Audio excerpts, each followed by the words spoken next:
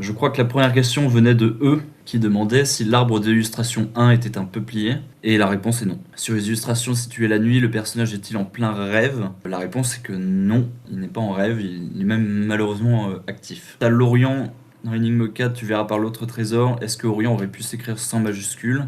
Oui, oui, tout à fait. Le dessin sur le rocher à l'illustration 5 qui pourrait faire penser à un T, est-ce une libre initiative de l'artiste ou est-ce que cela fait partie du cahier des charges? Là-dessus, je préfère ne pas répondre. Est-ce qu'une faucille en rouge a sa place dans le jeu? La réponse est non. Est-ce que l'illustration 4 peut faire référence à quelque chose ou quelqu'un qu'on aurait volontairement effacé des mémoires ou voulu faire disparaître? Non.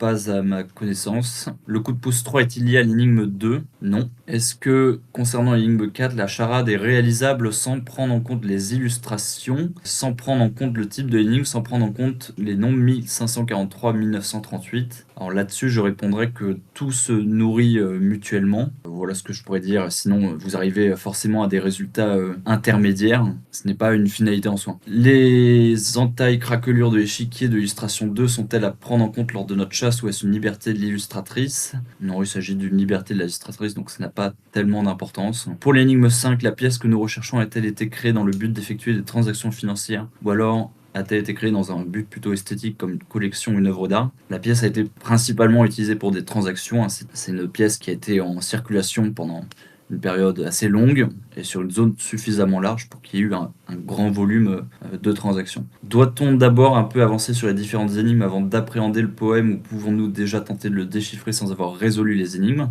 Oui.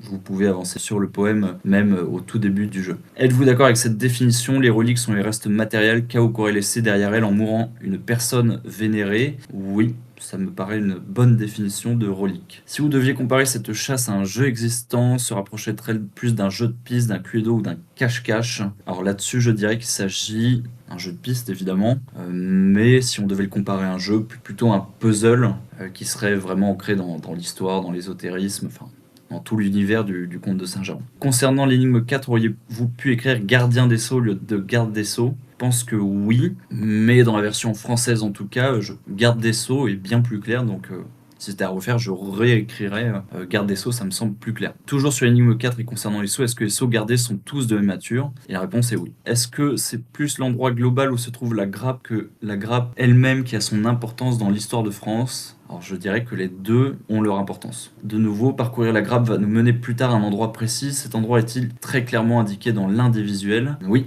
tout à fait, visuel et énigme écrite, c'est clairement indiqué. Le lierre de la connaissance est-il un savoir-faire ou est-il dû à l'artisanat? Aucun des deux, mais il fait référence à des points très précis. Est-ce qu'une vraie bataille se joue sur l'échiquier? Non. Pas encore. Je vous avez dit qu'il était intéressant de savoir jouer au roi de la montagne. Cela fait-il référence au roi de la montagne du coup de pouce numéro 1 d'une pierre deux coups? Oui, tout à fait, même si par curiosité intellectuelle, je vous conseille de vous intéresser au Roi de la Montagne version échec. C'est une perle à ne pas manquer. Nous conseillerez-vous aussi de jouer au Roi de la Colline, sachant qu'aux échecs, il s'agit du même jeu que celui de le Roi de la Montagne? Oui, tout à fait, vous pouvez jouer au Roi de la Colline, Roi de la Cime, Roi de la Colline, Roi de la Montagne.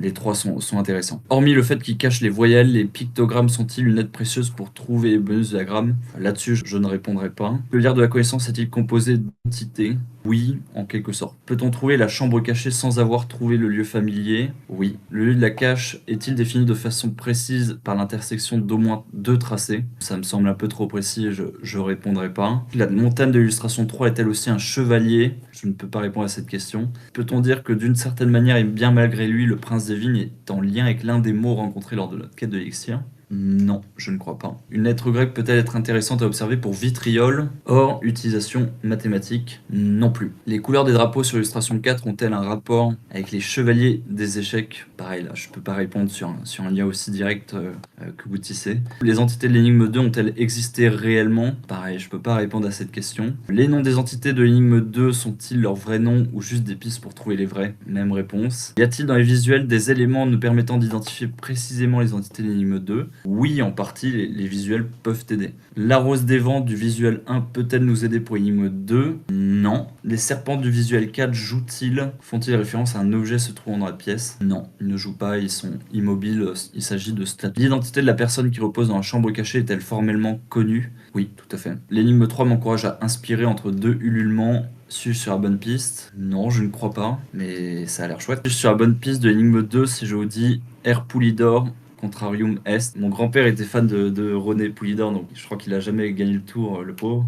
Mais là-dessus, je suis plus que novice en la matière, donc je ne saurais pas vous répondre précisément. Au cours des FAQ et de la recherche de la chambre cachée, on est passé du terme élément à trouver dans cette chambre à objet qui définirait le point de départ du lien de la connaissance. Un écrit sur un mur fait-il référence à cette notion d'élément ou d'objet? C'est une excellente remarque, mais je ne peux pas répondre à cette question. Cet élément-objet nous amène-t-il à avoir des connaissances sur un certain voyage dans les ténèbres? Pareil, très bonne question, mais je ne peux pas y répondre.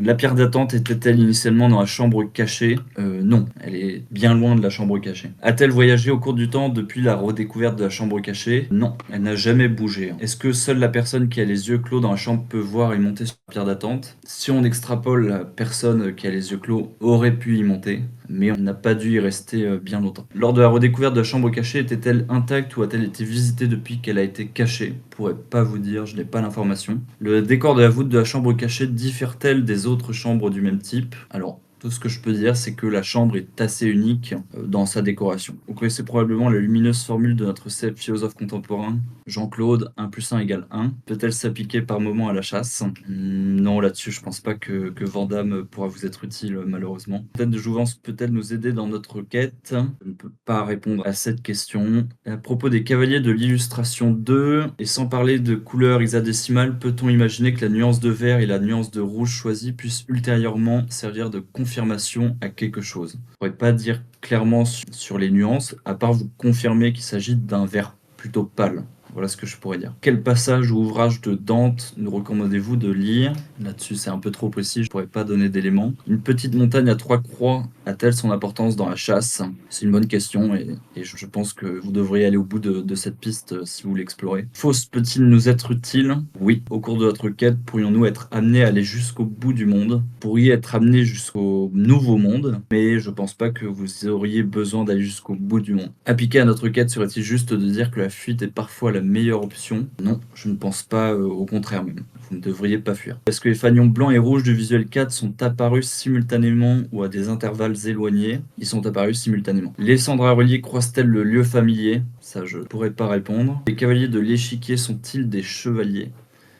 Alors, oui, on peut les appeler comme ça, hein. D'ailleurs, dans d'autres langues que le français, c'est le même terme qui désigne chevalier et cavalier, hein. Par exemple, en anglais, c'est le terme de knight. Donc, oui, tout à fait. Les 3 points sur l'illustration 6 à droite du centre de l'astre de feu font-ils partie du cahier des charges? Non, ça ne fait pas partie du cahier des charges, donc c'est une liberté de Mathilde là-dessus. Le rapporteur a-t-il été minutieusement sélectionné par rapport à d'autres éléments de l'image?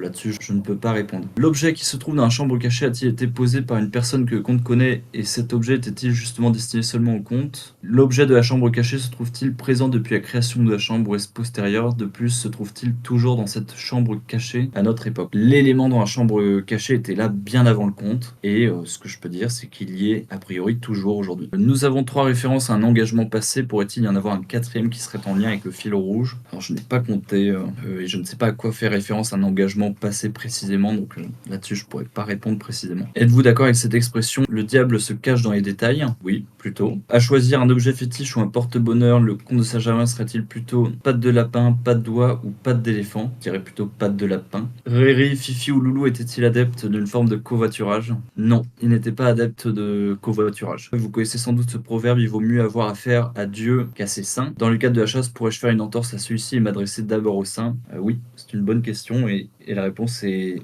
oui, tout à fait. Les couleurs rouge et blanche des fanions sont-elles associées à un ou plusieurs symboles d'identité, de puissance et d'autorité? En partie, oui. Serait-il erroné de penser qu'à un moment donné, voire précis, notre parcours serait fléché? Alors j'aurais juste besoin que vous me précisiez ce que vous entendez par fléché, précisément, pour que je réponde pas à côté et je vous répondrai après. Le comte est-il un farceur? Toute proportion gardée, oui. La personnalité du comte est plutôt facétieuse, donc je dirais que c'est un farceur. Les fanions rouges et blancs font-ils référence à une ville? Pas répondre à cette question. Les fanions rouges et blancs font-ils référence à des personnes? Pareil, c'est à vous de comprendre à quoi peuvent faire référence alors, je dirais pas forcément fanion, mais des étendards. Oui, ou fanion, c'est bien aussi, mais c'est à vous de savoir à quoi ça peut faire référence. Dans les FAQ 10, je vous ai dit que le personnage abandonne l'épée, je cite, parce qu'il n'est pas encore digne de l'avoir, qu'il ne peut pas en quelque sorte s'en servir. Est-ce que c'est parce que le personnage aurait découvert une vérité ce qui l'a rendu digne et qu'il a pu se servir de l'épée? Pareil, là-dessus, ça me semble trop précis pour que je puisse répondre. Dans Énigme 5, une référence à Pythagore peut-elle nous permettre de faire le bon compte? Pareil, trop précis. Le lierre de la connaissance est-il intéressant par la forme de ses feuilles? Non. Pas vraiment. La pierre d'attente est-elle plus à caractère religieux? Juste, je reviens sur la question de Dioxygène qui m'a précisé qu'il entendait par une flèche. Et donc, je répondrai que non. Par conséquent, il n'y a pas de parcours fléché. Pierre d'attente est-elle plus à caractère religieux, politique ou culturel? De plus, si elle a été choisie parmi d'autres, les autres sont-elles toujours au même endroit où la pierre d'attente se trouve? Et si oui, est-ce que je peux du coup faire un mauvais choix parmi toutes ces pierres? Sur la première partie, religieux, politique ou culturel, ça je ne répondrai pas. Sur le reste, oui, elle a été choisie parmi une multitude de pierres d'attente, hein. Il y en a énormément. Par contre, une fois la 5 décryptée, vous n'aurez aucun doute sur le choix de la bonne pierre. Quand vous dites qu'il ne vaut mieux pas s'asseoir sur la pierre d'attente, est-ce que vous parlez au sens propre? Vous pouvez vous asseoir sans risquer sur la pierre d'attente, mais c'était plutôt au sens figuré, car il n'est jamais de bon augure de s'asseoir dessus. Combattre le mal n'est pas qu'un affrontement envers nous-mêmes, il y a un vrai affrontement, un vrai combat. Est-ce que vous parlez au niveau historique? Historique, c'est un bien grand mot, mais l'affrontement en lui-même n'est pas imaginaire. C'est un affrontement qui est bien réel, même documenté, qui a été longuement et abondamment commenté en tout cas. La pierre d'attente a-t-elle été utile à une cérémonie funéraire? Je ne peux pas répondre à cette question. Les runes du visuel 2 ont-elles un lien graphique avec l'élément perturbateur? Je ne peux pas répondre non plus à cette question qui est trop précise. Les lettres rouges du poème, les lettres rouges de l'indice phrase en rouge dans 2 énigmes, ainsi que les chiffres vont-ils ensemble pour une même crypto? Oui, en effet, la couleur rouge a une cohérence globale qu'il faut déterminer à un moment important du jeu. L'art de l'illustration 1 a-t-il déjà été utilisé pour des constructions importantes telles que des temples? La réponse est non. Sommes-nous à un moment précis guidés vers Thulé? Devons-nous ouvrir les yeux et voir quelque chose durant ce périple? Là-dessus, je ne peux pas répondre. Après le dernier cercle de l'énigme 3, le dernier ciel dans l'énigme 6. Je ne dirais pas que c'est le dernier, je dirais plutôt que c'est le début d'un nouveau ciel. Est-il nécessaire d'avoir ou d'acquérir des connaissances supérieures aux bases apprises au collège par exemple? Oui, ça me semble nécessaire. Les 4 cavaliers de l'échiquier sont-ils des points à placer sur une carte qui doit former un carré ou un losange et être équidistant? Là-dessus, je peux pas répondre malheureusement. Le poème nous fait-il traverser les siècles en nous racontant une histoire? Oui, tout à fait, le poème vous raconte une histoire qui s'échelonne sur un temps assez long. Décrypter 3C64 nécessite-t-il d'accéder à un savoir encyclopédique? Non, pas du tout. Nous conseillez-vous de nous intéresser à la ville de Boston? Je ne peux pas répondre, c'est trop précis. Vos premiers guides, si vous utilisez la notion de premier guide, cela implique-t-il que des seconds guides apparaîtront plus tard? Et si oui, devrais-je fonctionner de la même manière qu'avec les premiers guides? Sur la première partie, oui, sans doute. S'il est fait mention de premier guide, c'est sûrement parce que d'autres suivront. Sur la seconde question, je ne peux pas répondre. Connaître l'endroit très précis où se trouve le personnage sur le visuel 1 a-t-il une importance? Non. Avons-nous rencontré un ou des éléments constitutifs de la Trinité avant d'aborder Inri? Oui, tout à fait. En FAQ 11, vous avez dit que pour résoudre l'échiquier, il fallait chercher d'autres éléments textuels dans les énigmes ou tout le parchemin. Il y a 6 pièces qui ont été bougées sur l'échiquier, il y a 6 énigmes numérotées. Est-ce un hasard? De plus, même s'il y a 6 pièces qui ont été bougées à l'instant où l'on regarde, y a-t-il 6 coups joués, moins ou plus?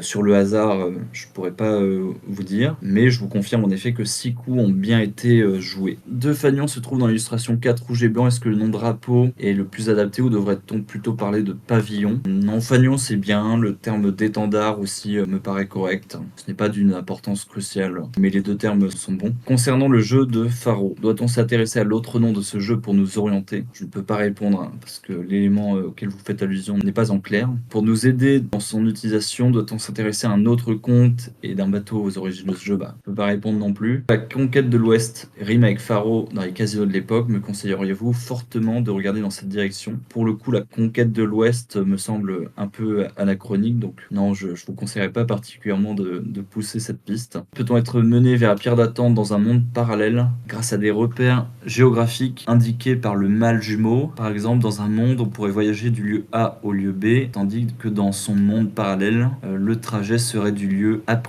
au lieu B'.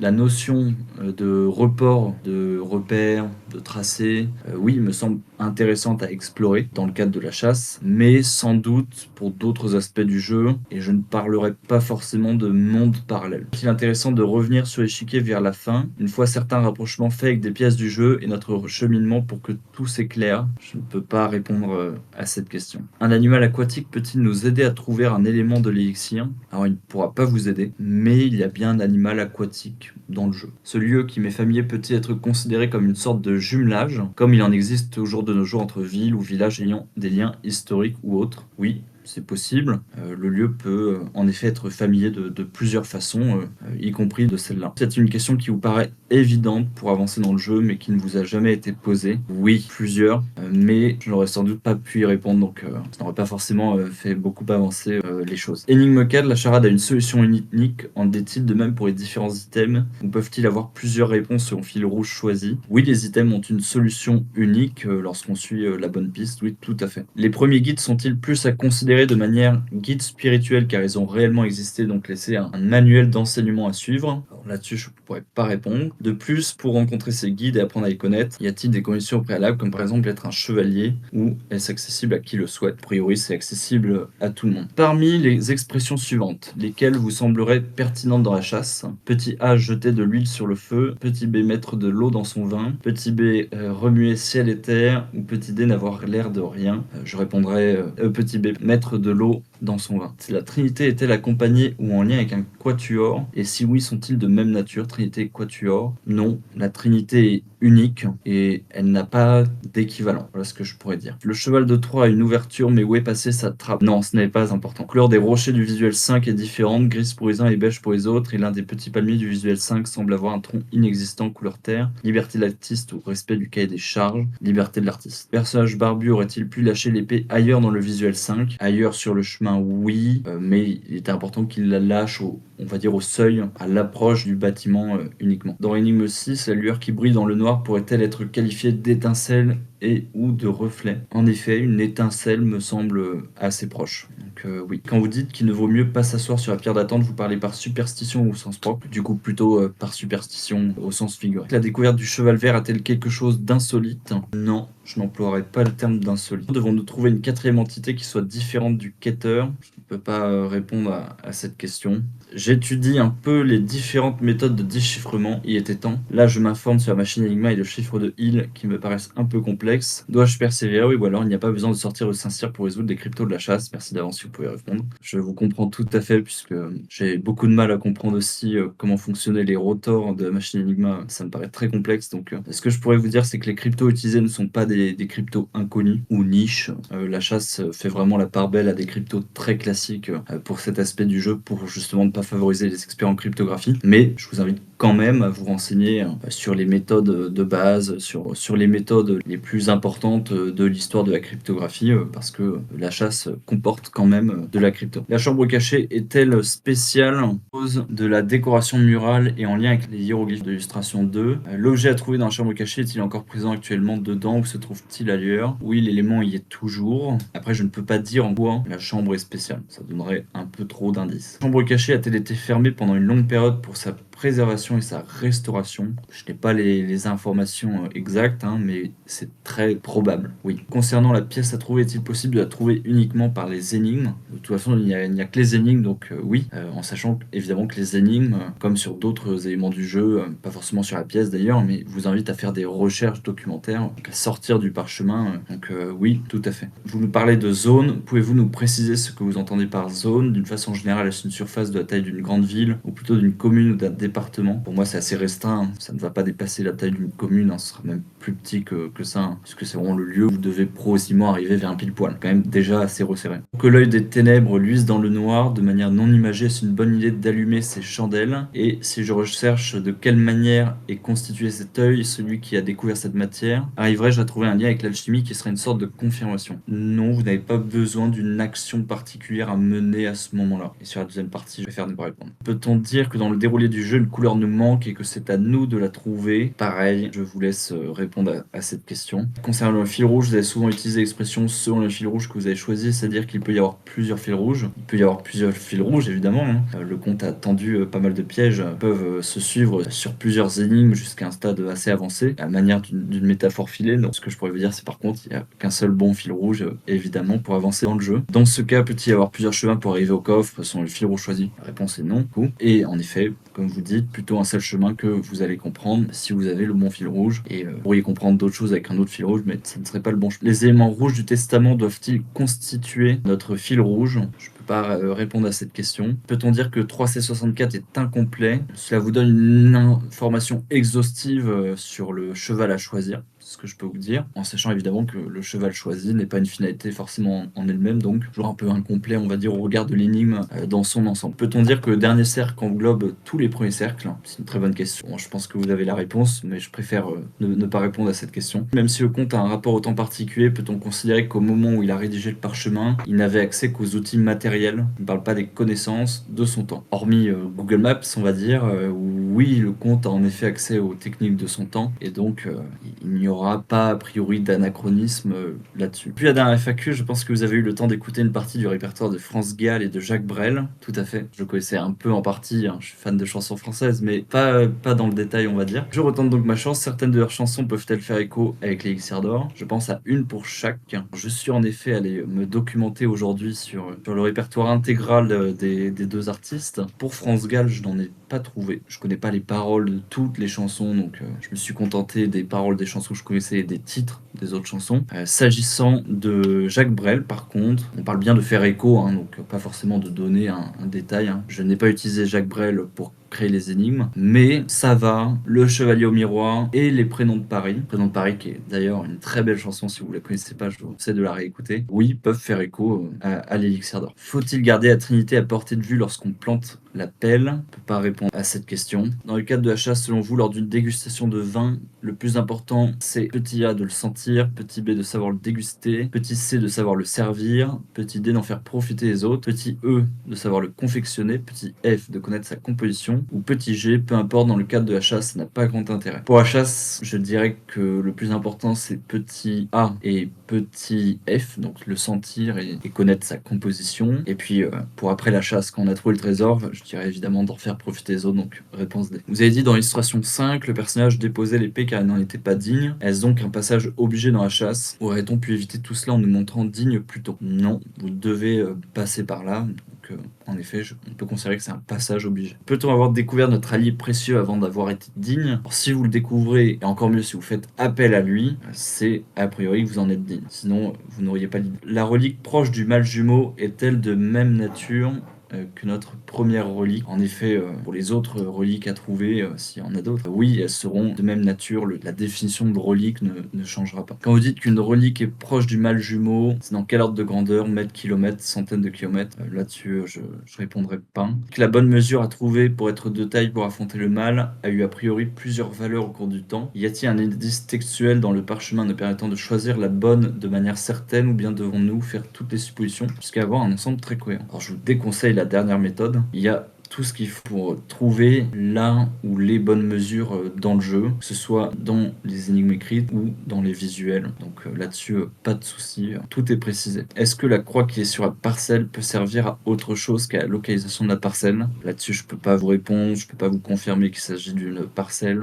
Je vous laisse avancer. Les lignes sur le sol de l'illustration 4 sont-ils en rapport avec une décoration de la chambre cachée? Sur le lien, je répondrai pas. Tout ce que je peux dire à ce sujet, je crois que je l'ai déjà dit d'ailleurs, c'est que le quadrillage a en effet quelques particularités notables. Les visuels nous aident-ils pour les lettres et phrases en rouge? En partie, oui, tout à fait. Vous dites que l'eau a son importance car elle pourrait annuler un autre élément. Par annuler un élément, peut-on reprendre, découvrir la révélation qu'a eu notre personnage en illustration 6? Je pourrais pas dire en quoi, mais oui, l'eau a toute son importance. Si je vous disais que j'ai compris l'implication de l'eau dans le cadre de la chasse, que me diriez-vous? Je vous dirais bravo, parce que ça veut dire que vous avez beaucoup avancé et que vous vous rapprochez du coffre. Est-il indispensable d'identifier toutes les reliques présentes dans cette chasse? Ça me semble important, oui. Après, il n'y en a pas tant que ça, donc c'était pas un travail trop difficile normalement. La pièce de monnaie est-elle une pièce de la période antique? Je peux pas répondre à cette question. Les wasps ont-ils une place dans la chasse? Il peut y avoir des wasps utiles, mais pas parce qu'ils sont wasps. Ça fait référence au white anglo-saxon protestant. La connaissance, lire, est-elle plutôt d'ordre pratique, spirituel ou intellectuel? Je dirais que c'est d'ordre intellectuel et éducatif. Une fois le lire planté et qu'il s'est déployé, suis-je obligé de tout utiliser ou puis-je me concentrer uniquement sur une portion? Non,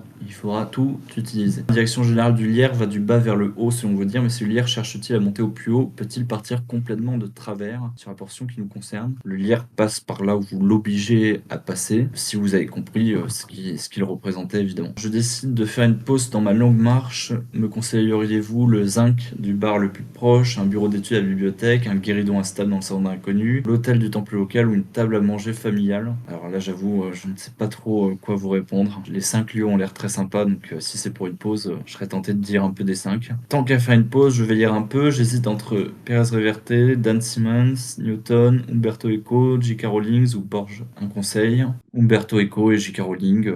C'est très sympa aussi, donc je tenterai plutôt ces deux-là. La connaissance est par essence même indissociable de l'idée de mouvement, où le mouvement est-il une possibilité mais pas une obligation? Alors le mouvement oui, mais le lierre s'arrête de grapper à un moment. Voilà ce que je pourrais dire. Un autre XX que celui de l'énigme 3 me permet-il de confirmer la bonne pierre d'attente? Non. Lors d'une dernière FAQ, vous avez mentionné qu'une devise espagnole semblait utile dans la chasse. Était-ce une devise au sens littéraire ou monétaire? Là-dessus, je pourrais pas être plus précis. Es-tu guénonien? Oui, je suis allé voir ce personnage qui est assez fascinant et secret, hein, comme le conte, donc on pourrait dire qu'il y a beaucoup de parallèles. Après, je ne pense pas qu'il soit parfaitement aligné sur les mêmes idées que Guénon. Il semble y avoir un écart entre le symbole et le seuil de l'étrange porte du bâtiment de l'illustration 5. Cette absence de raccord constitue-t-elle un oubli de l'illustratrice? C'est pas important. Peut-on tenir entre nos mains l'objet qui se trouve dans la chambre cachée? Ça, je pourrais pas vous répondre. Et est-ce que l'objet de la chambre cachée se trouve toujours aujourd'hui dans la chambre cachée? Oui. Le lierre semble être un ensemble de points reliés entre eux. Ces points ont sans doute un point commun. Ce point commun est-il donné par l'objet de la chambre cachée? Le point commun est intrinsèque à ce qu'est le lierre. Il n'y a pas de lien particulier avec d'autres éléments. Puis-je affirmer que la circonscription de manifestation du mâle jumeau de l'énigme 3 confirme volontairement ou pas un des protagonismes du mâle de l'énigme 4? Alors, je suis pas sûr d'avoir parfaitement compris cette question, si vous voulez la préciser. Si vous entendez par circonscription une zone délimitation géographique, je dirais que non. Dois-je considérer le RC gravé dans la pierre du visuel 1 comme une signature artistique, une mention normative ou le résultat d'une action? Je dirais que ce qui se rapproche le plus, c'est une mention. Et au même titre que les cavaliers du jeu d'échecs du visuel 2, pendant la partie du jeu de cartes du visuel 3, vais-je avoir l'honneur de rencontrer des figures historiques qui me seront utiles? C'est possible, tout à fait. La personne qui a les yeux clos dans la chambre cachée est-elle toujours aujourd'hui dans la chambre cachée? Lorsque la chambre a été redécouverte, la personne n'y était plus, mais il me semble qu'elle a été ensuite retrouvée. Le mâle jumeau est-il aligné avec la première relique et l'autre trésor? Oui. Est-ce que la chambre cachée a un rapport avec la loge noire de Twin Peaks et où est passé Chess Desmond?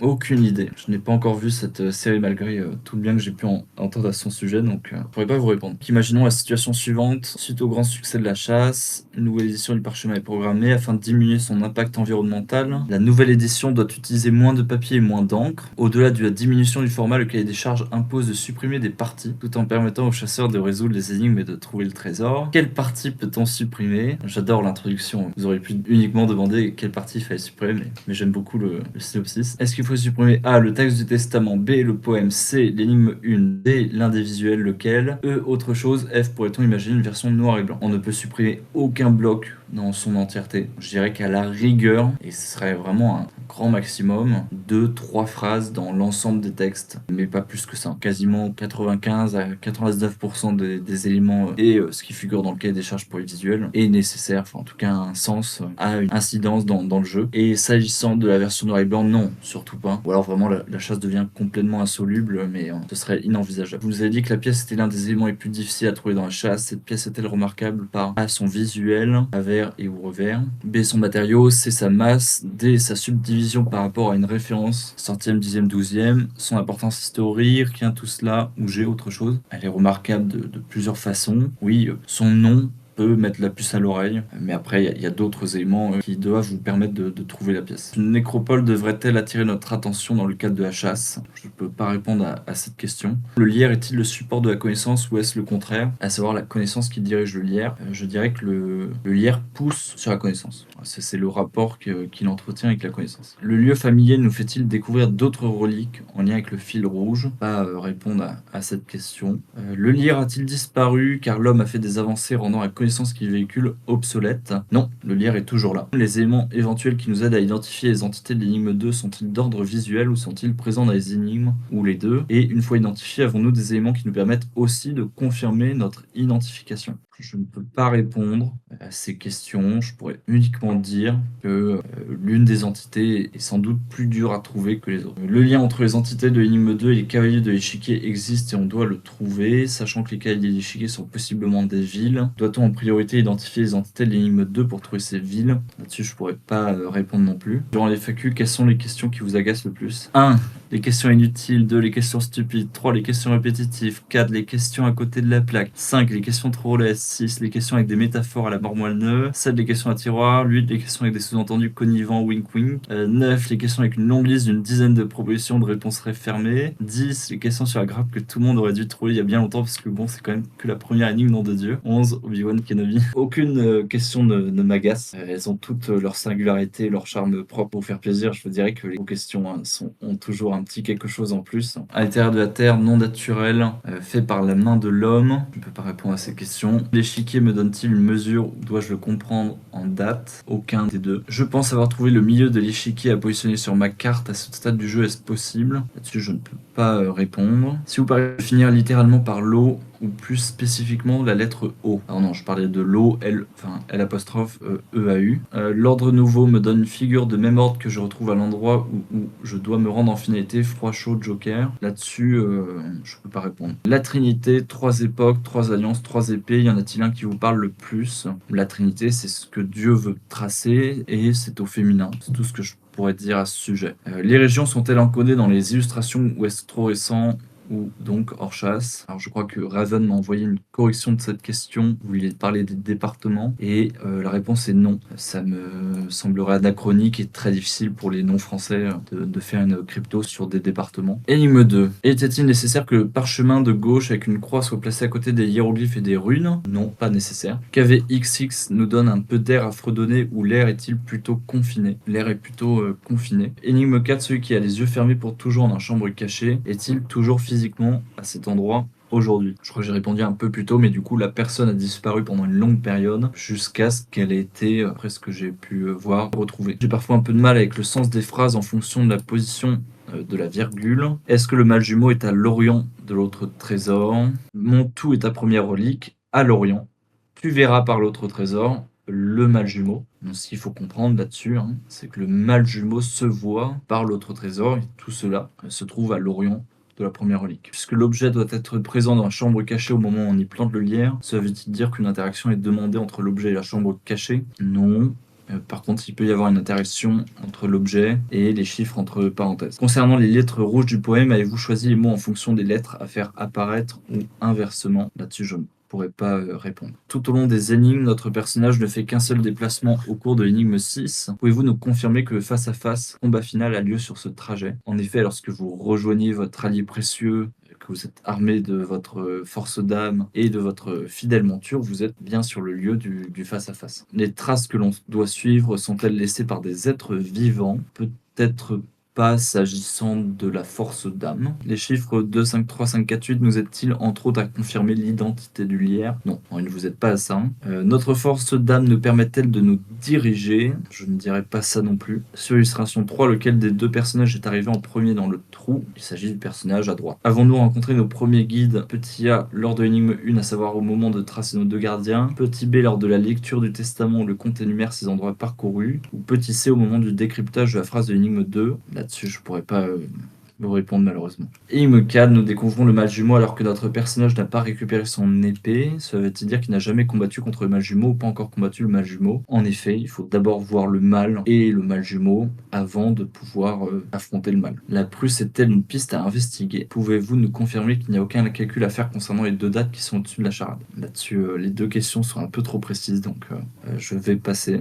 Depuis la dernière FAQ, avez-vous eu le temps de procéder à une vérification du coffre et de l'élément de confirmation? Non. Je n'en ai pas eu l'occasion. Après, il y a toutes nos coordonnées dans le coffre et 100 000 € à gagner, donc ça m'étonnerait qu'il ait été découvert et que la personne ne se soit pas signalée. Sur l'illustration 6, l'oreille du cheval peut faire penser à une corne, est-ce volontaire? Là-dessus, je peux pas répondre. Le tout qui est prophète a-t-il la fibre artistique? Alors, si vous pouvez m'expliciter ce que vous entendez par fibre artistique, sinon je sais pas quoi vous dire. Et maintenant que le cap des 1 an est passé, quelqu'un commence-t-il à s'approcher de la zone finale? Là-dessus, du coup, j'ai donné les éléments sur les avancées des joueurs, donc oui, ça avance bien. Selon vos dires, une relique se trouve près du mal jumeau. Cependant, est-ce au moment où on se trouve sur le lieu du mal jumeau qu'on doit s'en préoccuper ou doit-on remettre ça à plus tard? Par s'en préoccuper, j'entends la rejoindre, l'utiliser, la porter, bref, interagir avec. S'il y a vraiment des instructions d'utilisation ou d'interaction, les énigmes vont le préciser. Vous n'aurez pas à le deviner. Vous avez dit que 3C64 ne sert qu'une seule fois, et c'est aussi le cas pour 64. Là-dessus, je ne peux pas répondre. Sur plusieurs personnages évoqués dans les différentes FAQ, vous dites clairement qu'ils n'ont pas leur place dans l'Elixir. C'est assez catégorique comme réponse. Je me demande alors si lors de nos recherches, il faut bannir toutes informations ou tout travail et un rapport de près ou de loin avec ces personnages. Aristote, Jean le Bon, Hermès Trismégiste. Ce que je veux dire, c'est que ces personnages ne font pas partie des inspirations directes du jeu et que je ne me suis pas forcément renseigné. Certains, je ne les connaissais même pas. Donc,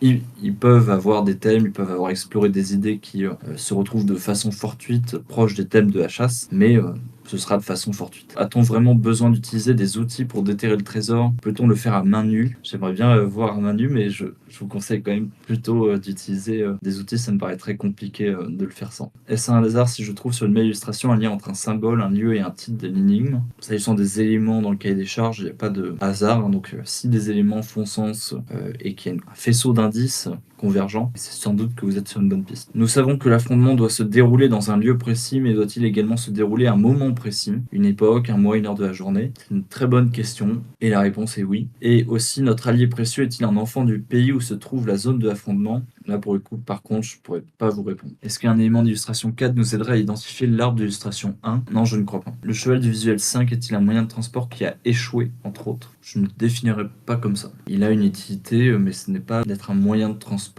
et encore moins d'échouer. Les victimes possibles du mal et du mal jumeau sont-elles visées pour strictement les mêmes raisons et sont-elles interchangeables? Aucun des deux. Les victimes possibles ne seraient pas visées par les mêmes raisons et elles ne sont pas interchangeables. Si je vous dis que les runes qui sont sur la feuille me donnent un dieu ou un animal en lien avec les hiéroglyphes, suis-je dans le vrai?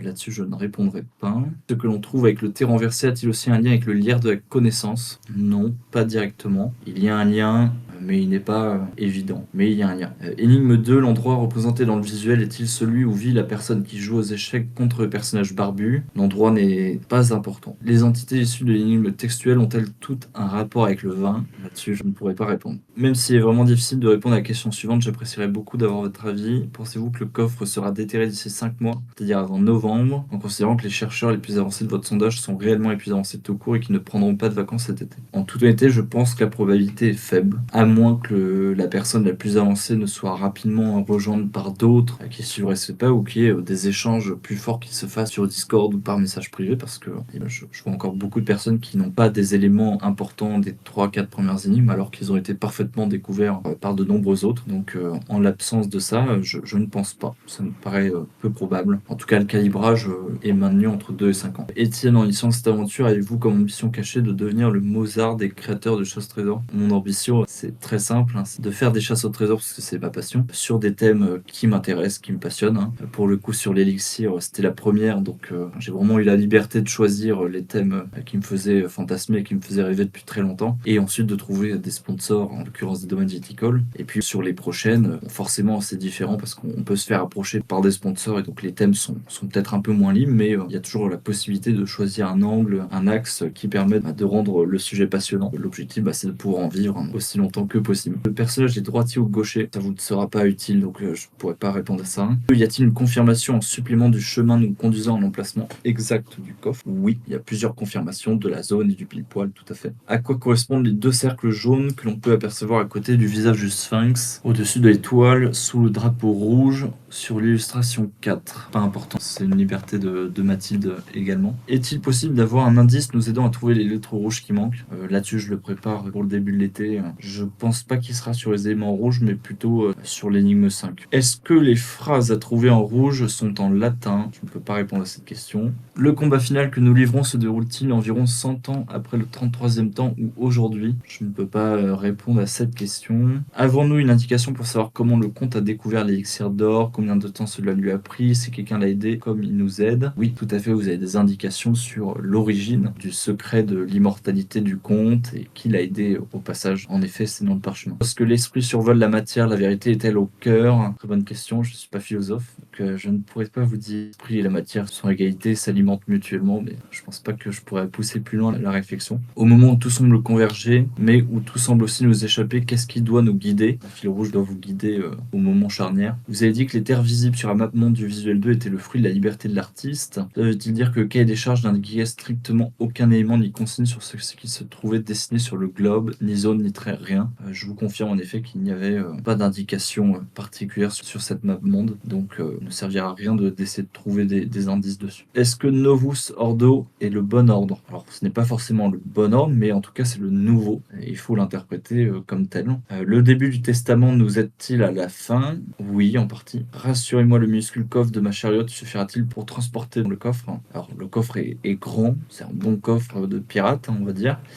Mais ce n'est pas non plus une malle, donc a priori oui. Est-ce que les lettres rouges de l'indice 1 nous aident à trouver le crypto qui permet de trouver d'autres lettres rouges dans le poème? Je vous donne une indication sur ce que vous devez trouver. Voilà comment il faut les interpréter. Si nous creusons de nuit, comment la lumière peut-elle nous guider pour le premier coup de pelle? Vous pouvez aller creuser par tout temps, à n'importe quelle heure du jour ou de la nuit, ça n'aura pas d'incidence. Pouvons-nous considérer que les lettres plus ultra sont en rouge? Elles ne sont pas en rouge, elles sont plutôt violettes, en tout cas pas la couleur rouge. Suite à des propositions de solutions, un chasseur est-il proche du coffre à moins de 50 mètres? Là-dessus, je peux pas vous répondre. Comment séparer le grain de livret pour avoir un cœur accompli? Faut pas dévier de son fil rouge. En termes de profondeur, est-ce le dessus du coffre qui est à environ 60 cm de profondeur? Oui. Quand vous employez la notion de zone finale, sous-entendez-vous qu'elle contient à la fois le lieu du combat final et le pile-poil? Oui, tout à fait. Une fois le dernier cercle tracé, le mal trouvé, peut-on considérer qu'il ne sert plus à rien et l'effacer, ou est-il préférable de garder ce cercle visible? Non, il ne sert plus à rien par la suite. Dans l'indice, les chiffres entre parenthèses indiquent à quelle énigme chaque paragraphe fait référence. Pour KVXX, pouvons-nous considérer qu'il fait référence à une énigme qui n'est pas évoquée avant? Pour KVXX, ce n'est pas précisé, mais vous ne pouvez pas exclure non plus que ça puisse faire référence à une des énigmes mentionnées avant. Force d'âme a-t-elle un rapport avec l'amour des reines, ou est-ce qu'il y a un rapport avec la flamboyance de mon épée? Ce que je peux vous dire par rapport à la force d'âme, c'est qu'elle vous est connue à ce moment-là, si vous avez le bon fil rouge, et qu'un élément de confirmation extrêmement fort viendra vous confirmer dans cette piste. Quelles sont les dimensions du coffre? Je n'ai pas pris de photo, donc je ne pourrais pas vous dire précisément, mais je dirais qu'il fait 60 cm, 70 cm peut-être de longueur, 20 cm de profondeur et puis 30 de haut environ. Selon vous, un enfant de 10 ans peut-il déterrer le coffre? Je pense pas, en tout cas, sauf s'il est très puissant pour son âge, il mettra pas mal de temps, je pense. Est-il possible que votre élément de confirmation sur place ait été enlevé, déplacé ou recouvert par la végétation? Non, aucune chance. Les illustrations peuvent-elles nous inviter à réaliser des tracés sur la carte? Je ne peux pas répondre à cette question. Le lierre de la connaissance a-t-il un lien avec le nord du Cachemire, du fer et du jade? Non. Sur la zone de combat, notre fidèle allié agit-il comme un coach ou plutôt comme un compagnon d'armes? Je dirais qu'il agit en effet plutôt comme un compagnon d'armes. Énigme 1. Cerner les contours de la grappe sur une carte pourrait-il être utile à un moment donné? Non, ça me paraît très compliqué de le faire. Énigme 3. Vous avez dit la tombe du visuel 3 en elle-même n'est pas à identifier, mais elle vous donne un élément important pour la suite, où le côté symbolique est le plus important, mais il s'agit bien d'une tombe et il est important de comprendre de quelle tombe il peut s'agir. Je vous accorde, la réponse est pour le moins confuse. Ce que je voulais dire, c'est que l'identification de la personne de la tombe ne vous donnera pas une solution importante, contrairement à la tombe en elle-même. Mais par contre, en trouvant la personne, vous trouvez la tombe en conséquence, et ça peut être important. Je reviens sur la réponse concernant le mâle jumeau et l'autre trésor. Je me place à l'orient de la relique et à travers l'autre trésor, je regarde vers la relique. Dit autrement, l'alignement est-il relique, autre trésor, mâle jumeau, ou bien relique, mâle jumeau, autre trésor. Dit autrement, l'alignement est relique, autre trésor, mâle jumeau. Comme ça, c'est clair. Certains événements en rapport direct avec la chasse ont-ils pu défrayer la chronique aux différentes périodes dans lesquelles s'inscrivent les énigmes? Oui, certains événements ont été majeurs et ont défrayé la chronique, tout à fait. Et même après les événements de la chasse, avant de lancer la chasse, certains événements se sont déroulés. Oui. 25, 35, 48 aurait-il pu être remplacé par 6 autres chiffres, dont toujours avec 1 en double? Par exemple, dans 25, 35, 48, il y a le 5 qui se répète 2 fois. Ça n'aurait pas pu être d'autres chiffres. L'air produite par l'œil des ténèbres affaiblit-elle, révèle-t-elle ou renforce-t-elle quelque chose? La lueur n'a pas d'action en elle-même, mais ce qui compte, c'est de savoir de quelle lueur il s'agit. L'œil des ténèbres de la connaissance s'oppose-t-il ou se complète-t-il? Ils n'ont pas de lien de prime abord.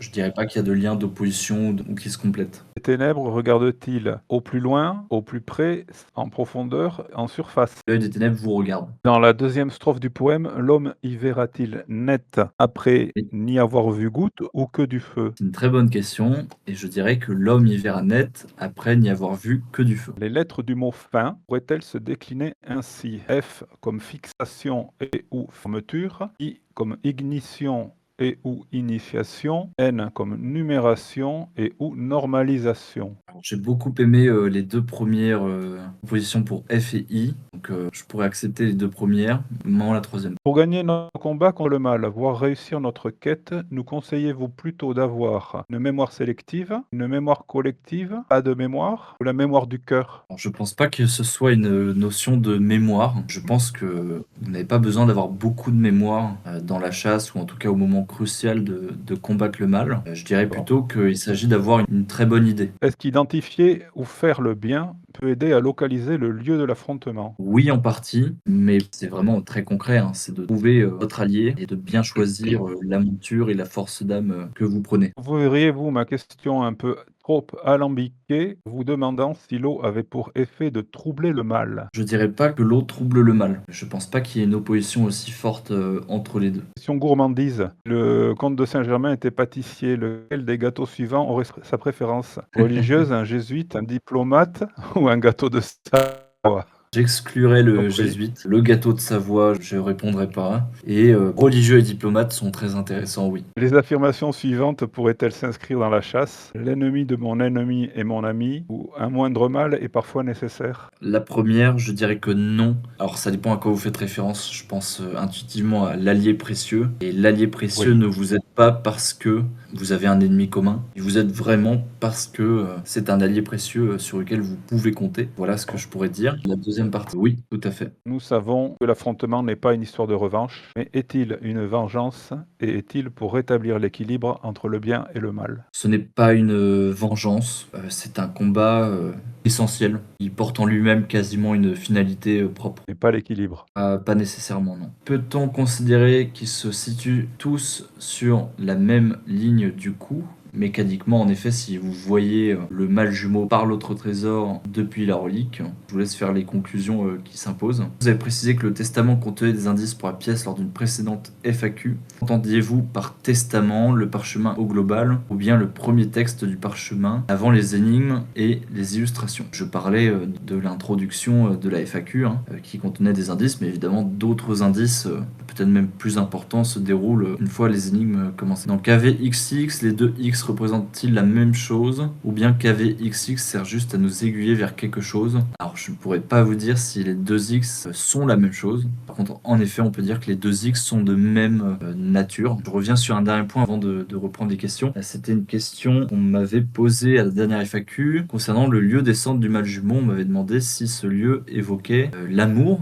J'ai dit que oui, et il y a eu deux conséquences à cela qui m'ont été remontées. D'une part, beaucoup de joueurs l'ont interprété comme une confirmation directe de leur piste du mont aimé, et d'autre part, ont trouvé en conséquence que cette réponse vendait forcément la mèche un peu trop facilement pour un lieu qu'ils avaient du mal à trouver. Et évidemment, je comprends ce sentiment parce que si j'étais joueur de Elixir, je serais le premier frustré si un élément que j'avais trouvé avec beaucoup d'efforts était finalement donné en clair si facilement. Donc ma réaction face à cela, c'était important d'y revenir. Je ne dirais pas si le mot aimer est une bonne réponse ou non. Je dirais simplement que de nombreux lieux évoquent l'amour à des degrés divers et qu'il faut par conséquent fortement se méfier de réponses qui viendraient comme ça par miracle confirmer très facilement des éléments tout de même assez difficiles et avancés du jeu. En tout cas, sauf grosse erreur de ma part, j'essaye d'éviter les réponses qui donnent artificiellement une solution à une crypto. Donc voilà, ça me paraissait utile de revenir sur ça pour la bonne compréhension des réponses que je peux apporter dans cette FAQ et dans les suivantes. On va faire un petit parallèle entre l'élixir d'or et la cuisine. Imaginez qu'on compare le parchemin à des pâtes à la carbonara. Utilisez Oui. un peu de crème. Est-ce que c'est sacré ou profane? Non, c'est pas profane. Pour moi, ça peut être D'accord. important. Concernant le texte rouge, la découverte et l'utilisation d'éléments rouges, qu'ils soient nouveaux ou déjà visibles, peut-elle raisonnablement se faire en début d'aventure? Oui, tout à fait. Les éléments rouges peuvent être trouvés dès le début du jeu. En tant qu'alchimiste, vous connaissez sûrement la célèbre maxime attribuée à Antoine Lavoisier: rien ne se perd, rien ne se crée, tout se transforme. À quel point la trouvez-vous appropriée à la quête de l'élixir d'or? Je la trouve très appropriée à la quête de l'Elixir d'or puisque, en effet, plusieurs éléments au cours du jeu peuvent avoir des interprétations et des réponses différentes en fonction du stade où vous vous trouvez dans le jeu. Les grilles de lecture, donc, qui ont été citées précédemment en FAQ, sont-elles toutes à extraire d'éléments de même catégorie? C'est-à-dire, soit toutes des énigmes, soit toutes des illustrations, soit du poème, etc. Non, on va pas utiliser les mêmes grilles de lecture pour des illustrations et des textes. Voilà, ça me semble important. Après, quand on va poser des schémas de pensée, qu'on va poser un cadre de réflexion, un cadre de recherche documentaire, oui, là il peut y avoir une vision commune quand on va interpréter des solutions intermédiaires ou des solutions finales d'énigmes ou d'illustrations. Est-ce que du coup, les grilles de lecture au sens propre du terme, cela peut, vous parler en termes de décryptage? J'avoue, je réfléchis pas en termes de grille de lecture.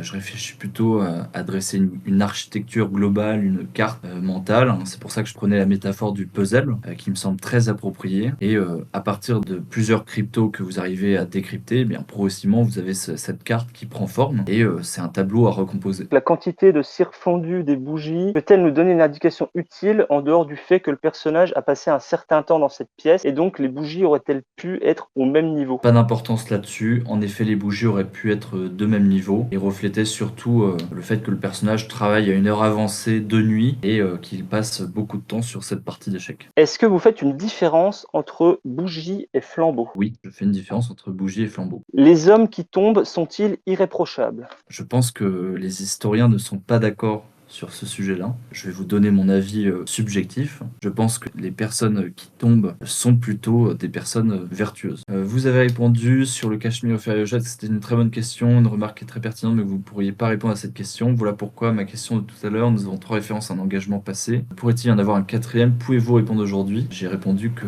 je ne pouvais pas répondre. Est-ce que l'énigme 2 a un rapport avec une région française, voire un département précis? Là-dessus, pareil, je peux pas répondre, ça donnerait un peu trop d'indications. Peut-on dire que notre personnage pendant son périple est l'homme qui mourut de s'être vu monter plus haut que roi? Non, on peut pas dire ça. Le soleil de l'illustration 1 va-t-il se retrouver dans le temple de l'illustration 5? Non, il ne s'agit pas du même soleil. À quel moment est-il important de se repencher sur la grappe? Je ne pourrais pas répondre à cette question malheureusement. Comme source d'inspiration, vous avez précédemment mentionné un livre qui n'est pas un roman. S'agit-il d'un essai? Et si oui, a-t-il été publié par une maison d'édition appréciée des initiés? Là-dessus, je pourrais pas répondre non plus, mais explorer toutes les pistes que vous pouvez avoir. Mon premier qui est bâtisseur, est-il un maître bâtisseur? Je peux pas dire si c'est un maître, mais je peux dire qu'il est de confiance, il est de bonne aloi. Ça devrait vous suffire. Le scorpion du visuel 4 aurait-il pu se trouver sur le visuel 3? Je ne peux pas répondre non plus à cette question malheureusement. En FAQ 7, vous avez dit une pierre d'attente peut vous guider. Et en FAQ 11, la pierre d'attente c'est une étape intermédiaire et elle ne possède pas de finalité propre. N'y a-t-il pas un paradoxe? Non, c'est-à-dire que la pierre d'attente peut vous guider vers justement une étape plus finale et donc elle n'a pas en effet de finalité propre en elle-même, elle ne vous sert pas, ce n'est pas un élément crucial du jeu. Potentiellement une vieille grappe toute pourrie subsiste-t-elle à côté de la grappe, là en majuscule? Je sais pas s'il y a une vieille grappe toute pourrie à côté de la grappe. J'imagine que oui, il doit y avoir des bouts de raisin un peu pourris à côté. Ouais. Pour revenir à la dernière FAQ, vous nous avez affirmé avoir visité vous-même la chambre cachée. Pouvez-vous le confirmer? Alors je me souviens pas du tout d'avoir affirmé ça, mais ça m'étonne beaucoup. Je pourrais pas répondre à cette question, mais je ne pense pas avoir affirmé ça. Ça me paraîtrait un peu audacieux. L'allié précieux nous fait-il grandir ou plutôt grossir alors que nos ennemis ou plutôt concurrents pourraient tenter de vivre à nos dépens? Est-il question de partage? Oui, l'allié précieux vous fait grandir, il vous tire vers le haut, quasiment au sens propre, et donc il est à ce point de vue extrêmement important, mais c'est important aussi que vous puissiez faire le pas vers lui. Est-ce que je rencontre ou croise mon allié précieux avant d'en avoir réellement besoin? Non, c'est une rencontre, on pourrait qualifier d'inédite. Trouverons-nous un arbuste comme indice pour le premier coup de pelle? Là-dessus, je peux pas vous répondre, bien évidemment. C'est un sujet très touchy. 3 grappes d'or chevauchent-ils dans la même direction que 3 chevaliers guides? C'est une bonne question, et là-dessus, je ne peux pas vous répondre. Est-ce que le nouvel ordre était contemporain du comte? Pareil, c'est une bonne question, mais je pourrais pas vous répondre par oui ou par non. Sur le lieu final, le soufre alchimique nous permet-il de définir une zone de sol meuble où on peut être tenté de creuser? Ça peut être une possibilité parmi d'autres. Je peux vraiment donner aucune indication sur le lieu final, quelles sont les confirmations pour la zone et pour le pile-poil. Donner une indication, ce serait révéler en partie le fil rouge et révéler des informations très importantes dans le jeu. Dans l'esprit, est-ce que l'impression d'une illustration sur un papier calque à une échelle appropriée pourrait-elle être une idée impossible, farfelue, sensible possible? Alors j'aurais adoré, mais pour les besoins d'avoir une version digitale, malheureusement selon les écrans ce ne sont pas les mêmes proportions. On pourrait imaginer uniquement ça sur des calculs d'angle qui pour le coup ne changent jamais selon les supports sur lesquels on peut lire les énigmes et les illustrations. Dans l'énigme 5, on doit trouver le prince des vignes et l'évêque universel, 2 endroits donc. A-t-on dans un des visuels ou ailleurs sur le parchemin un indice nous permettant d'avoir une confirmation de ces 2 lieux? Les 2 lieux sont assez faciles à trouver. Je pourrais pas vous dire exactement où se trouvent des confirmations ou des indices, mais ce n'est pas le plus dur à trouver. Les 2 lieux ont été trouvés par de nombreux joueurs. L'agencement des gouttes rouges autour du calice du visuel 4 font partie du cahier des charges. Non, ça ne faisait pas partie des cahiers des charges de voir des gouttes qui éclaboussent autour du calice. Donc je dirais que non. Sur le visuel 1, la carte a priori qui montre une zone plus précise. Une région selon vous n'aurait-elle pas un lien avec la crypte du visuel 4? Non, il n'y a pas de lien entre les deux. Mon allié précieux et ma fidèle monture pourraient-ils avoir un lien de parenté? Là-dessus, je pourrais pas vous répondre. Les hommes qui tombent-ils pour la même cause et à la même époque? Non, ils ne tombent pas pour la même cause. Par contre, ils tombent, on peut dire, à une époque assez proche. On m'a laissé 3 jours dans un sarcophage, j'en ai compris des choses. Cela vous parle-t-il? Non, ça me parle pas, désolé. L'illustration 4 contient de nombreux éléments qu'on peut relier à différents lieux. Hors de la FAQ précédente, vous disiez que cette illustration nous permettrait d'identifier un lieu réel. Y a-t-il quelque chose qui pourrait nous permettre de trancher, de choisir le bon lieu avec certitude, ou bien peut-on imaginer que cette salle au trésor représente plusieurs lieux à la fois? Cette illustration permet d'identifier un lieu réel, en effet, mais ce qui est à l'intérieur est suffisamment riche pour élargir à d'autres pistes et d'autres solutions, évidemment. L'ordre Labastide, Orliac, Osias et Villegeorges aurait-il pu être autre? Il aurait pu être dans le sens inverse, mais c'est tout. Vous avez dû apporter une correction de FAQ en disant qu'il était important de connaître l'emplacement de la relique à la période de la rédaction du testament, soit 1784. Ok pour cette précision, mais du coup est-ce valable aussi pour d'autres éléments? Certaines valeurs fluctuant avec les périodes, valeur des métaux par exemple. C'est valable également pour d'autres éléments, tout à fait. Notamment s'agissant par exemple d'une pièce, la valeur qu'il faudrait prendre en compte serait celle au moment où la pièce était évidemment en circulation. La modification induite par 253-548 sur l'objet de la chambre cachée est-elle d'ordre physique, spirituel ou mathématique? Là-dessus, je pourrais pas vous apporter de précision malheureusement. L'aigle immortel a-t-il volé à travers toute l'Europe?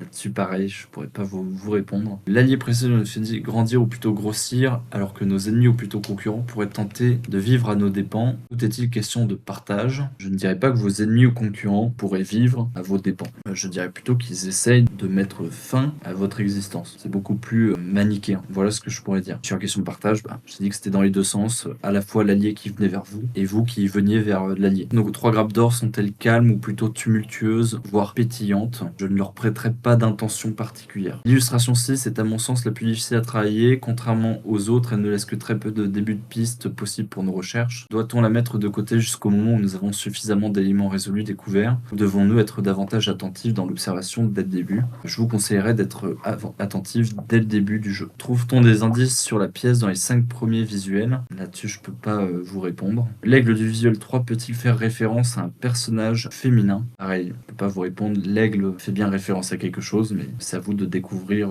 à quoi il fait référence. Si les vues satellitaires de Google Maps changeaient du jour au lendemain, avec par exemple une végétation plus touffue ou de la neige sur le pile-poil, est-ce que cela rendrait sa localisation plus difficile depuis notre canapé? Je ne pense pas que ça rendrait la localisation plus difficile, en sachant que la confirmation du pile-poil se trouve en allant creuser. Lors d'une FAQ, je vous ai demandé si la chasse était en mode fractal et vous avez répondu que non. Autant ce procédé est présent dans l'indice 1, lettre rouge. Pouvez-vous nous dire si son utilité bien réelle est présente dans une partie du jeu? Et si oui, est-ce plutôt au début, au milieu ou à la fin, voire pas un peu dans tout? Vous pouvez travailler les éléments rouges dès le début, mais en l'occurrence, leur utilité est très importante et par conséquent est plutôt à situer en fin de jeu. Après avoir accompli notre ultime voyage, lorsque nous sommes au milieu, est-ce à cet endroit que nous devons suivre le blaireau? Je vous déconseille d'accorder une importance aussi majeure à ce pauvre blaireau. Je serais tenté de répondre que non. La découverte de la chambre cachée est-elle essentiellement due à notre sens de l'observation? Je ne dirais pas ça. Non, c'est pas lié à un sens de l'observation. Vous avez dit que l'épée ne servait qu'une seule fois, mais le personnage a-t-il eu l'intention de s'en servir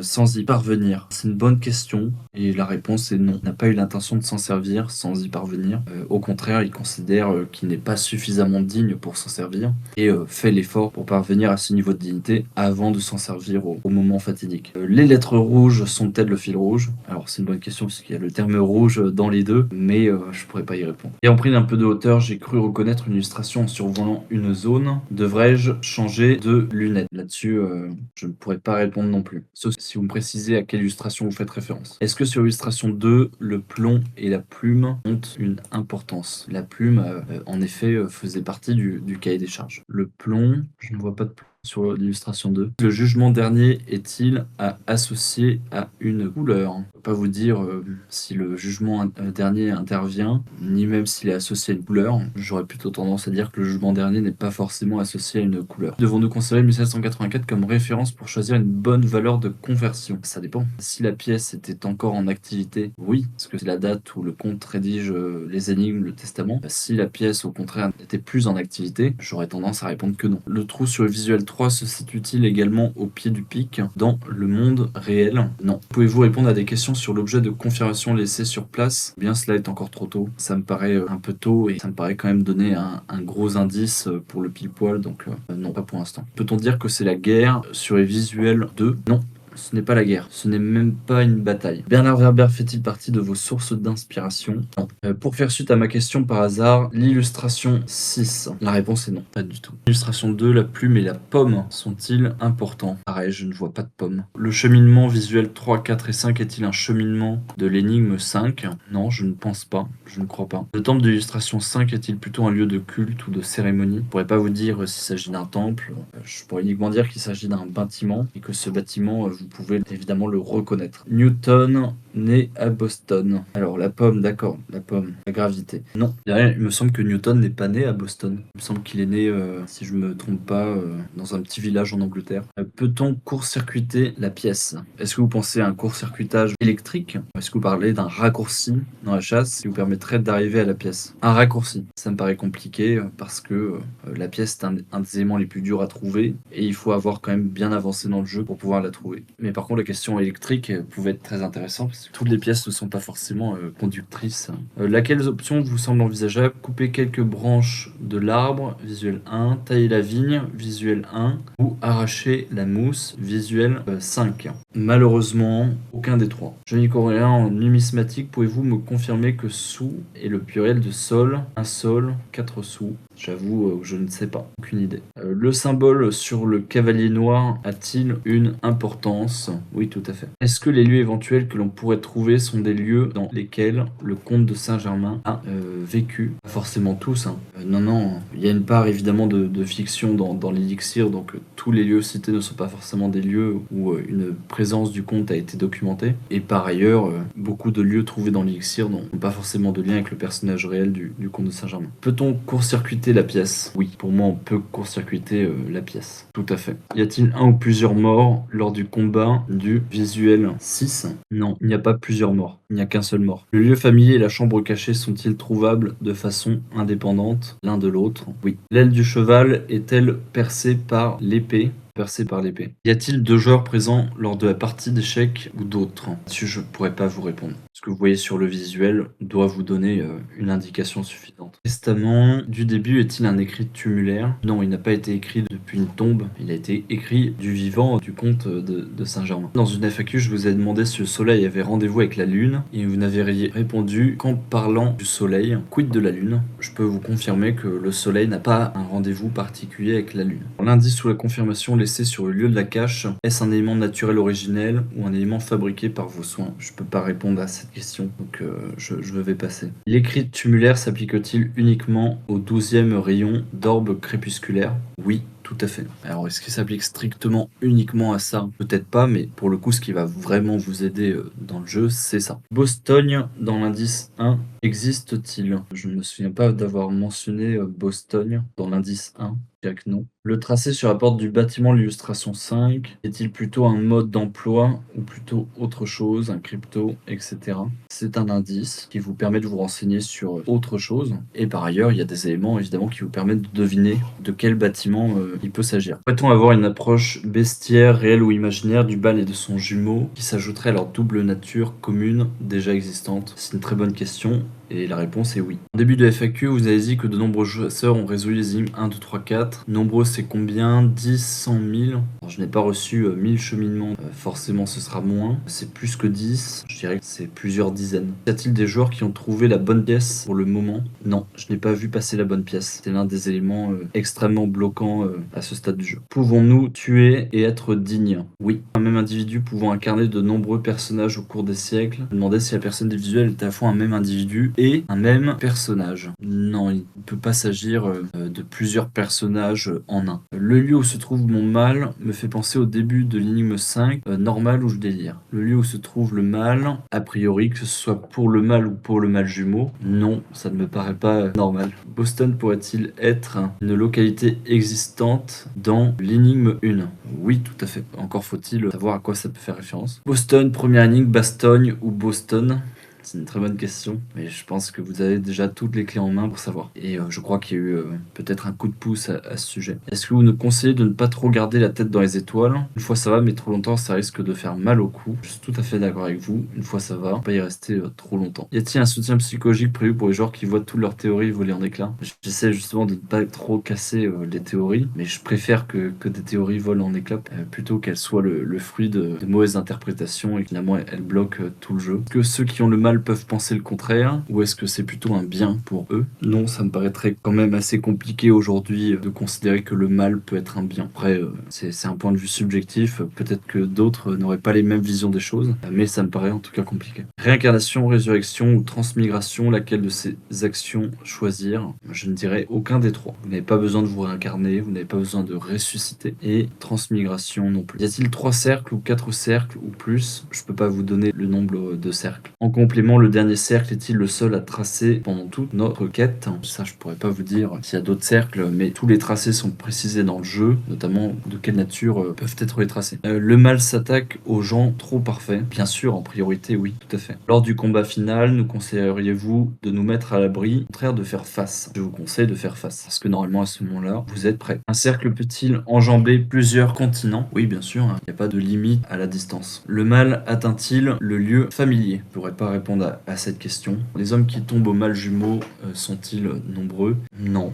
Et tombe-t-il uniquement sur le lieu du mâle jumeau ou partout en France? Il tombe uniquement sur le lieu du mâle jumeau. Les cercles se croisent-ils? On ne pourrait pas répondre à cette question. Une ville frontière est-elle présente vers la fin de l'énigme 5? Je ne pourrais pas vous répondre, ça donnerait un peu trop d'indices. Est-ce que le moment du face-à-face est également un moment précis de réflexion? Oui, tout à fait. Parce que c'est le moment où vous choisissez avec qui vous allez vous battre. Quitte à boire de l'eau, rien que de l'eau, serait-ce de l'eau de pluie, de l'eau minérale ou de l'eau du robinet? Ce serait de l'eau de pluie. Donc le mal n'est pas une question de croyance, il est universel. Ça c'est une grande question. Hein. Est-ce que l'homme a une conscience innée de la notion du bien et du mal, quelle que soit la culture, quel que soit le lieu? Les religions se posent toujours cette question. Oui, pour moi, il y a une part de croyance. Je crois qu'une grande majorité des gens penseraient comme moi qu'il s'agit d'un mal. Après, je peux pas parler au nom de tout le monde, donc forcément que certains penseraient peut-être des esprits déviants, sûrement, penseraient qu'il s'agit d'un bien ou d'un mal pour un bien. Toutes les énigmes se rapportent au domaine viticole ou c'est pure coïncidence.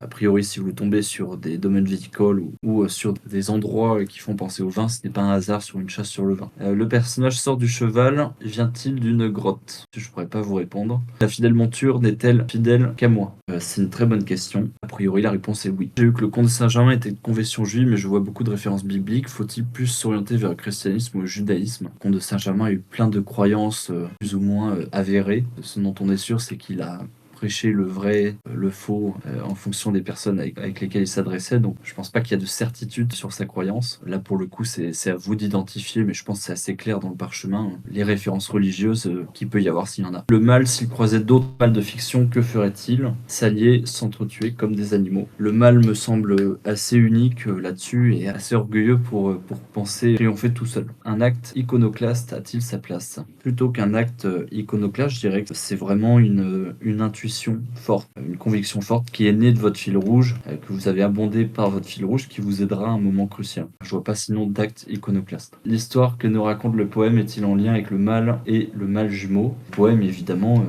n'est pas indépendant des énigmes écrites et visuelles, donc il est tout à fait possible que le poème fasse des références à des éléments que vous avez déjà découverts et qu'il y ait sensation de déjà vu. Le quadrillage tel qu'il est dessiné sur l'illustration 4 suffit-il ou doit-on le prolonger? Non, le quadrillage se suffit à lui-même. Un petit verre de rosé peut-il être d'une certaine aide avant d'affronter le mal? C'est une très très bonne question. Et pour le coup, je pourrais pas y répondre. La seconde mort vous parle? Oui, fait. Et je m'abstiendrai de tout commentaire à ce sujet. Remercie-t-on notre personnage dans beaucoup d'endroits? Non, je ne pense pas. L'histoire de la trahison de Jésus par Judas peut-elle avoir son importance? Je pourrais pas vous répondre. Ce qui doit tous nous mettre sur un même pied d'égalité est-il lié au poème? Pas nécessairement. De l'eau pour le mal jumeau? Non. Peut-on trouver dans le parchemin des éléments de piste ou confirmation pour les différentes variables liées au calcul nous menant au lieu familier, prince-évêque et lieu notamment? Pour moi, un indice qui est suffisamment fort peut faire effet de confirmation à partir du moment où il n'y a pas 15 000 options à explorer, sans qu'il y ait besoin de 2 ou 3 éléments supplémentaires.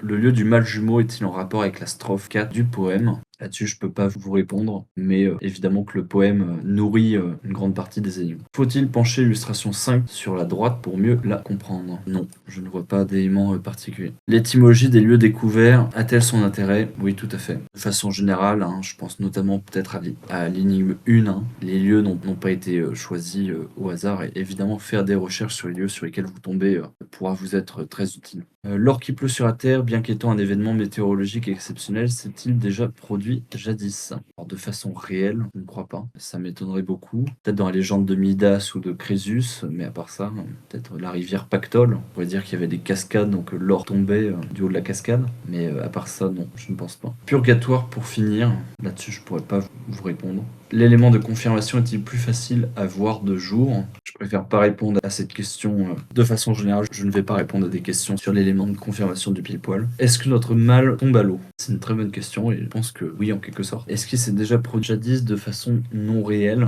Non, je ne crois pas. Un sport à balle a-t-il sa place dans le jeu? Je pense que non. La rédaction d'un traité peut-elle être en lien avec l'énigme 1? Alors à chaud, comme ça, il faudrait que je vérifie. Dans le jeu, en tout cas, des références à des traités. Donc il faudrait que je vérifie à quel endroit exactement. Nous rendre dignes nous permet-il peut-il dit voir net? Si c'est une référence au poème, je dirais que ça n'a pas forcément de lien direct. S'il n'y a pas de cendres sans feu, comment peut-il y avoir des cendres dans l'eau? Quand je répondais à la question est-ce que notre mal tombe à l'eau, c'était plutôt de dire que le mal peut tomber, peut chuter face à de l'eau, en tout cas peut s'éteindre face à l'eau. L'eau peut être un adversaire du mal. C'est dans ce sens-là que je répondais à la question. J'espère que c'est un peu plus clair. Que dirait le mal s'il pouvait parler des blasphèmes, des sujets philosophiques, des insultes? Je pense qu'il pourrait proférer des malédictions ou en effet des insultes. Je ne pense pas qu'il pourrait blasphémer. On nous demande de voir l'œil des ténèbres. Un élément de l'oreille peut-il aussi être intéressant à observer d'un point de vue architectural? Non, je ne crois pas, non. La métempsychose était-elle familière au conte de Saint-Germain? En tout cas, ça n'a pas d'utilité particulière, je pense, dans la chasse. Le cheval de l'énigme 5 est-il une référence historique, géographique, autre? Là-dessus, je ne pourrais pas vous répondre précisément, mais évidemment que c'est une référence assez connue d'ailleurs. À choisir, eau de Javel, eau de Cologne ou eau bénite? Je dirais plutôt eau bénite à choisir. Marie l'égyptienne est-elle familière? Je ne peux pas répondre à cette question. Peut-il y avoir une notion de féminité pour le lieu familier? Oui, c'est possible. Je ne pourrais pas vous répondre par oui ou par non là-dessus. La pierre d'attente est-elle un type de pierre qu'on ne trouve spécifiquement que sur une partie du globe? Oui, tout à fait.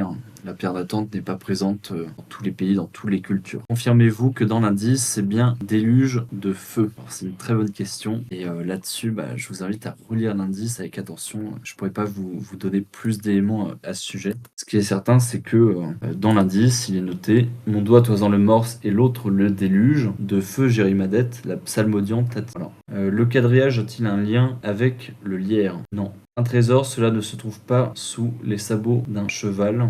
Dans le cadre de la chasse, en l'occurrence, une fidèle monture vous accompagne même au lieu final. L'entente cordiale a-t-elle sa place dans l'aventure? Non. L'entente cordiale, c'est 1905 ou 6, je crois. C'est très anachronique. À l'époque où le comte rédige son testament, c'était plutôt la mésentente cordiale. Le lieu de la première relique peut-il nous aider pour la pièce? Là-dessus, je pourrais pas vous répondre. Le tonnerre de feu fait-il référence à un incendie? Ah, exactement.